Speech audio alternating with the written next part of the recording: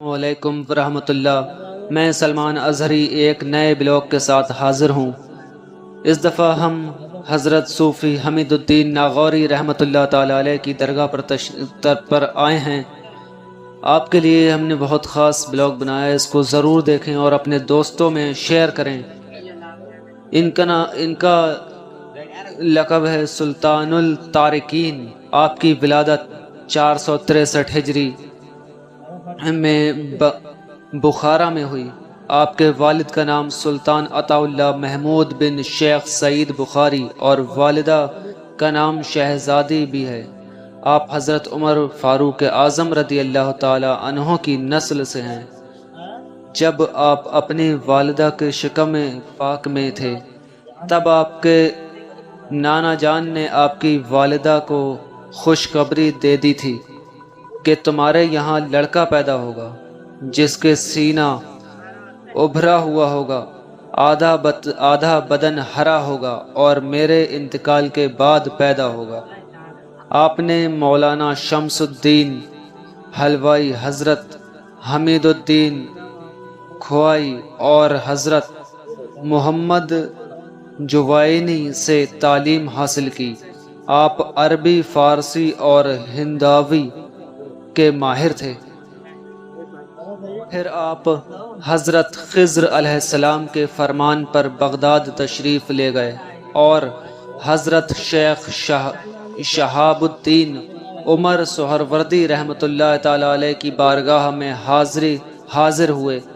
حضرت نے کچھ گفتگو فرمانے کے بعد آپ کا ہاتھ پکڑا اور فرمایا کہ 7 مرتبہ سورہ اخلاص پڑھو۔ جیسے ہی آپ نے سورہ اخلاص پڑھی آپ کی نظروں سے سارے پردے اٹھ گئے اور عرش سے لے کر فرش تک آپ کے سامنے ظاہر ہو گئی۔ حضرت نے آپ کو خلافت اور حضور صلی اللہ علیہ وسلم کا جبہ مبارک عطا فرمایا۔ پھر حضرت کے فرمان پر آپ ہندوستان کی جانب روانہ ہوئے اور 561 ہجری میں آپ دہلی تشریف لے آئے۔ حضرت خواجہ معین الدین حسن چشتی رحمۃ اللہ تعالی علیہ سے کرنے کے بعد آپ نے خواجہ کے ساتھ دہلی کا سفر کے دوران فیض اور تعلیم حاصل کی۔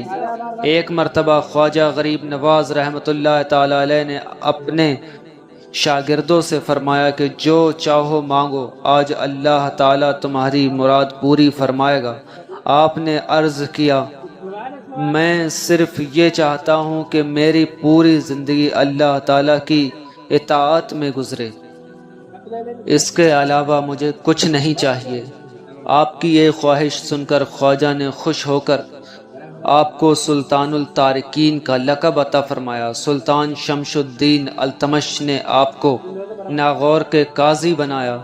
کچھ عرصے تک آپ نے قاضی کی ذمہ داری ادا کی۔ اس کے بعد ناغور کے قریب سوالی گاؤں میں زمین خرید کر وہیں سکونت اختیار کی اور لوگوں کو فیض عطا فرماتے رہے اور تعلیم دین کرتے رہے۔